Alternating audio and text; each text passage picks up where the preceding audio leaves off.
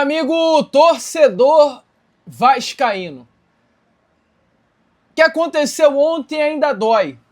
O que aconteceu ontem vai demorar para nossa ficha cair e entender que o Vasco perdeu esse título da Copa do Brasil. Entretanto, amigo torcedor, nós temos o direito de ficar chateados. Nós temos o direito de ficar tristes.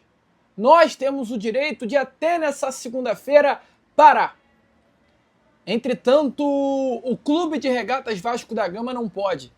A diretoria Cruz-Maltina não pode. Os funcionários do departamento de futebol do Vasco não podem parar. Exatamente por conta disso, a reformulação para a temporada de 2026 já começou. Saídas e chegadas. Pablo Verratti, sim, é um nome que não tem permanência garantida.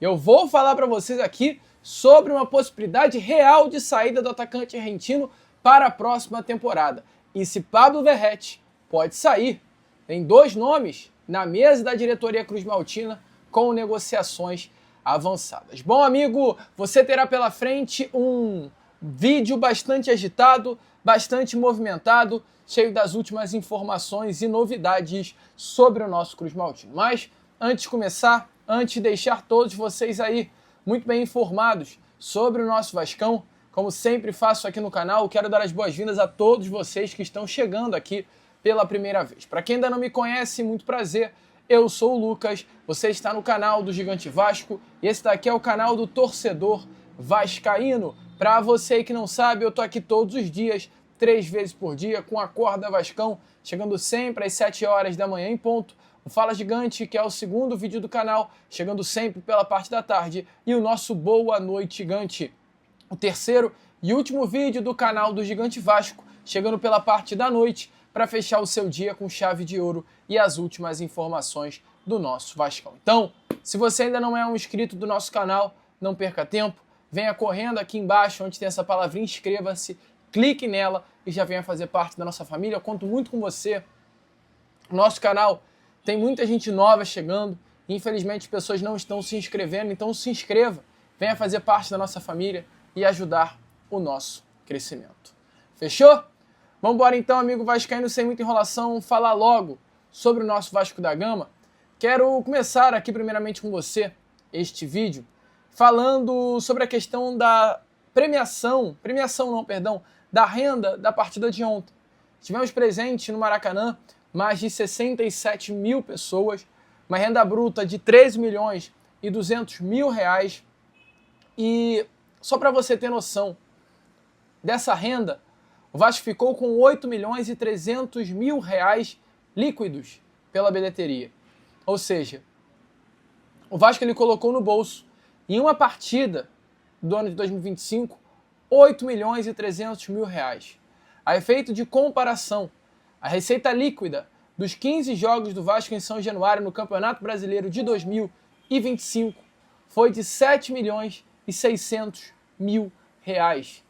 Ou seja, o Vasco em uma partida no Maracanã, ele conseguiu obter uma renda superior a 15 jogos do Vasco em São Januário. Isso não é normal. Isso não pode ser tratado como algo normal. O Vasco e o seu torcedor têm um apego grande a São Januário, mas o Vasco precisa o quanto antes, até para entrar no século XXI, reformar São Januário e deixar de mandar jogos nesse atual São Januário. O Vasco precisa ter um estádio do tamanho da sua torcida. O Vasco precisa ter um estádio do tamanho da sua grandeza. O Flamengo hoje é o Flamengo porque tem um estádio como é o Maracanã para mais de 70 mil pessoas. O Flamengo faz por jogos algo que o Vasco demora 15 partidas para fazer. O Vasco precisa de um estádio como o Maracanã. Eu acho que baseado na força da nossa torcida, no tamanho da nossa torcida, para a temporada de 2025, 2026, tendo em vista a possibilidade iminente de uma reforma de São Januário acontecer, o Vasco precisa mandar jogos no Maracanã. O Vasco precisa mandar jogos em estádios grandes, que caibam o torcedor vascaíno e que dê rendas como foi ontem. O Vasco em um jogo, amigo, o Vasco em um jogo ele teve uma renda superior a todos os jogos do Campeonato Brasileiro. Isso é completamente fora da curva. Muito legal a renda de ontem do Vasco, mas é um alerta ligado que se o Maracanã traz uma renda dessa, que é grande, é alta, São Januário traz uma renda muito inferior. Concorda? Deixe a sua opinião aí nos comentários, eu acho que é difícil, né, de discordar. Bom, prosseguindo com o vídeo, eu quero falar com vocês sobre o senhor Pablo Verratti, tá? O Vasco ele busca a reformulação para a temporada de 2026. É chato, é triste, é tenso, de fato, o que aconteceu ontem. Entretanto, internamente, amigo torcedor vascaíno, a diretoria não pode parar, o Vasco não pode parar. Então, exatamente por conta dessa situação, hoje já foi uma segunda-feira bastante agitada, de fato bastante movimentada. Tivemos aí nessas últimas horas a informação que o Coritiba tem interesse na contratação de um grande centroavante para a temporada de 2026. O Coritiba voltou para a Série A do Campeonato Brasileiro. O Coritiba hoje é uma SAF, o Coritiba tem um poder de investimento maior do que nos últimos anos. E o Coritiba buscou entender a situação de 3 jogadores. Eduardo Sacha, do Red Bull Bragantino, Tiquinho Soares, do Santos, e Pablo Verratti, do Vasco da Gama. O Vasco hoje é um clube que busca, para a temporada de 2026, aliviar a sua folha salarial. O Vasco ele entende que é necessário tirar do elenco alguns jogadores hoje que não entregam, não condizem, né, o salário com aquilo que eles entregam em campo. E o Verratti é um desses jogadores. O Verratti tem um salário próximo a R$1,5 milhão. O Verratti hoje é banco do Vasco da Gama. Então, não tem muita lógica. O Vasco pagar o salário alto, o Verratti é um dos jogadores que tem o salário mais alto do elenco, e esse jogador ser banco. Um salário como esse, o Vasco poderia trazer um grande jogador. Fabinho, volante, por exemplo, é um atleta que tem um salário de R$1,5 milhão e aceitaria receber esse salário. E o Vasco entende que o Verratti é um nome negociável para o ano de 2026. Coritiba foi um clube que veio ao Rio de Janeiro, foi ao Pablo Verratti, buscou entender a situação do jogador. Volto a repetir, o Vasco tem interesse em aliviar sua folha salarial.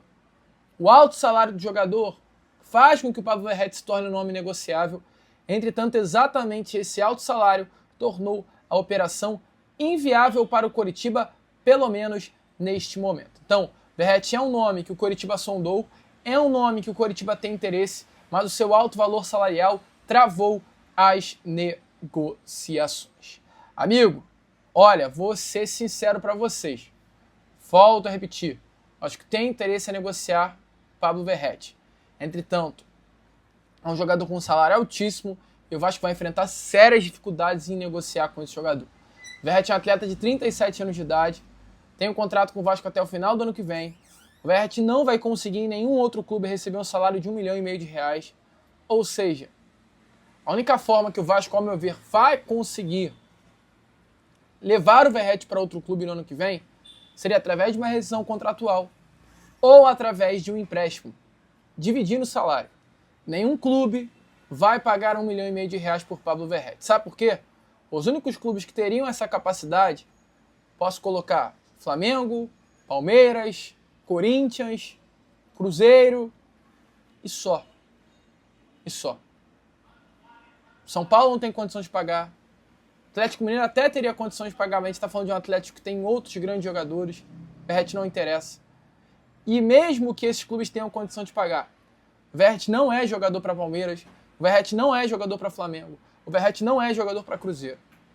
Infelizmente, camisa 99 do Vasco da Gama, com todo o respeito do mundo, é jogador para Coritiba, é jogador para Chapecoense, para clubes que saíram da Série B para a Série A. O Verratti não encaixa em nenhum clube de alto escalão do futebol brasileiro. O Verratti é jogador para brigar para não cair para a Série B do Campeonato Brasileiro. E nenhum desses clubes tem capacidade para pagar o que o Verratti recebe no Vasco. Então, o Vasco entrou numa furada, de fato, com essa questão contratual do senhor Pablo Verratti. Vai ser difícil esse jogador sair do Vasco na próxima temporada. Eu não falo isso desmerecendo o tal Verratti, porque foi um jogador muito importante para o Vasco. E só que vai ser difícil, definitivamente, negociar o atleta. Concorda? Acha que vale a pena negociá-lo? Está na hora de liberar Paulo Verratti? Coloca aí a sua opinião nos comentários. Bom, prosseguindo aqui o vídeo, eu quero falar sobre 2 jogadores na noite desta segunda-feira, uma informação que tivemos aí nessas últimas horas, que mostra como, de fato, o Vasco da Gama está reformulando-se para a temporada de 2026. 2 informações relacionadas às chegadas. Primeira, Alan Saldívia, zagueiro uruguaio, de 23 anos de idade, atleta cria das categorias de base do Defensor Sporting do Uruguai, que passou pelo Montevideo City também do Uruguai, um grande jogador, atleta que já está há 5 temporadas no Colo-Colo, é titular absoluto do clube chileno, jogador que tem um contrato, inclusive, com o Colo-Colo apenas até o final do ano que vem. Qual é a informação? De acordo com o canal Na Torcida Vascaínos, Alan Saldívia provavelmente será um jogador do Vasco da Gama na próxima temporada. As conversas hoje entre Vasco, Colo-Colo e o zagueiro de 23 anos de idade estão bem adiantadas, base salarial praticamente acertadas, valores muito próximos relacionados ao passe do jogador, as coisas estão bem avançadas para um acerto. Alan Saldívia foi um pedido direto do técnico Fernando Diniz no meio do ano. O técnico vê Alan Saldívia como um atleta de grande potencial e automaticamente a chegada de Alan Saldívia é mais uma certeza de que Fernando Diniz ficará no Vasco para o ano que vem. É um jogador pedido pelo técnico Fernando Diniz e vem para a próxima temporada dando mais um passo nessa reformulação do Vasco da Gama. É um grande jogador, um atleta de muita qualidade, um jogador assim que no futebol chileno é um dos principais defensores, é destro, tem jogos pela seleção do Uruguai de base, frequentava a seleção do Uruguai de base, um atleta interessantíssimo, que o Vasco tentou a contratação na janela do meio do ano, acabou não conseguindo, inclusive diante disso, né, o Vasco fechou com o Carlos Cuesta, mas o Alan Saldívia era um nome que estava na mesa do Gigante da Colina, e o Vasco deixou essa negociação engatilhada para essa temporada. Inclusive, na janela do meio do ano, o Vasco colocou na mesa do Colo-Colo um valor de 8 milhões e 100 mil reais por 80% dos direitos econômicos do jogador, e tende a ser exatamente esse valor que o Vasco pagará ao Colo-Colo para ter Alan Saldívia na janela do início do ano e automaticamente para a próxima temporada. Pedido do Fernando Diniz, quase tudo certo, valor próximo aí a casa, volta a repetir, de 8 milhões e 100 mil reais é o que o Vasco pagará ao Colo-Colo pelo defensor. O nome que vem para o sistema defensivo, e a expectativa diante disso é que Lucas Oliveira saia do Vasco no ano que vem. O Vasco terá Carlos Cuesta e Alan Saldívia como os 2 jogadores para atuarem no lado direito do sistema defensivo, grandes atletas inclusive. E outro nome é o Johan Rojas, atleta também de 23 anos de idade, não uruguaio, mas sim colombiano, jogador que pertence ao Necaxa, clube do futebol mexicano, pertence ao Monterrey, está emprestado ao Necaxa, clube do futebol mexicano. É um talento do futebol colombiano, um jogador que sempre foi visto como uma grande joia da Colômbia, e o Vasco está bem próximo de acertar a contratação desse atleta, tá? Ele pertence, volto a repetir, ao Monterrey, tem vínculo com o clube mexicano até o meio de 2028, está apenas emprestado ao Necaxa. O Vasco, junto ao Monterrey, tenta um empréstimo com opção de compra. O jogador, nesse momento, está avaliado em 4 milhões de euros. Além do Vasco, o Atlético Paranaense também está interessado e até tenta atravessar o negócio, mas vai ser bem difícil, já que nesse momento as negociações com o nosso Cruz Maltino estão bem encaminhadas. O Vasco muito próximo de ter esse atleta para o ano que vem. Johan Rojas, que é um atacante, um ponta-direita, que sabe atuar em todas as funções do setor ofensivo. Jogador bem a cara do técnico Fernando Diniz, esse pontinha rápido, ensaboado, de mano a mano, o nome que o Vasco quer para a próxima temporada. Tem negociações avançadas e tende a fechar com o nosso Cruz Maltino. A reformulação já começou, os nomes começam a aparecer, é o Vasco da Gama buscando urgentemente ter um 2026 mais tranquilo. Bons nomes? Deixa clara a sua opinião nos comentários. Eu, Lucas, amigo vascaíno, vou ficando por aqui. Esse foi o nosso Boa Noite Gigante, o último vídeo, tá? Desta sua segunda-feira, e já já eu tô de volta com o nosso Acorda Vascão. Vamos, curta, compartilhe, se inscreva e, como eu sempre falo aqui no canal, saudações vascaínas.